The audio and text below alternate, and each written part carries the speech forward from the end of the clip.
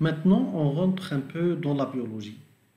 Si, par exemple, on va travailler sur des données biologiques, que ce soit d'ADN ou de protéines. Par exemple, si on veut créer la première séquence, donc on va créer une variable sec1. Donc, c'est quel type? C'est bien sûr, c'est une chaîne de caractères. Donc, on va la mettre entre deux guillemets. La chaîne de caractères, c'est une chaîne d'ADN. Par exemple, AACGT, AAGT. Ça, c'est la première chaîne. Maintenant, on fait un point virgule et on clique sur Entrée. Qu'est-ce que l'ordinateur va faire? Il va créer la variable sec1 et il va lui donner AACGT, AAGT. Maintenant, je veux créer une autre séquence, sec2. Et je vais lui donner aussi ACGT, GT par exemple. Ça, c'est la deuxième séquence. Voilà, j'ai créé deux séquences d'ADN et parmi les traitements qu'on puisse réaliser sur ces séquences, c'est l'alignement global entre ces deux séquences. Par exemple, je vais faire un alignement global entre ces deux séquences. Pour faire l'alignement global, on a vu au cours que l'alignement global se fait en utilisant l'algorithme de Needleman. Donc, au niveau, soit je cherche ici au niveau de la documentation de MATLAB, ou bien je peux chercher sur Internet et j'écris MATLAB. Et aussi, je vais écrire par exemple Needleman, ou bien Global Alignment.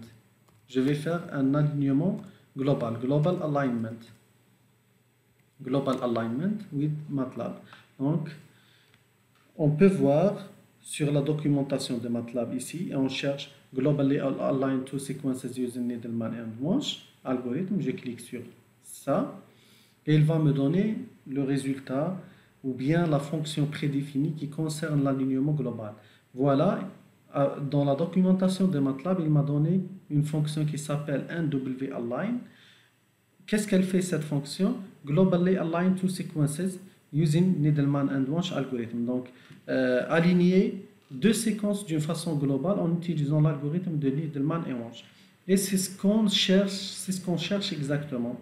Donc, ici, c'est la syntaxe. Ça veut dire comment je peux appeler cette fonction. Et donc, on dit NW-Align, c'est une fonction prédéfinie. On lui donne la séquence numéro 1 et on lui donne la séquence numéro 2 et elle va nous donner le score. Ou bien, on l'appelle comme ça, NW-Align, on lui donne la séquence numéro 1, on lui donne la séquence numéro 2, elle va nous donner le score, et elle va nous donner l'alignement.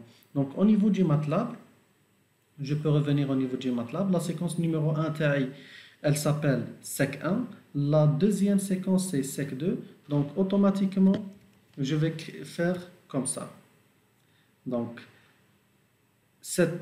selon la documentation, elle va me rendre deux choses, le score et l'alignement. Le score, je le mets dans une variable que je vais la nommer S, et l'alignement, je vais le mettre dans la variable A. Et je fais NW-Align,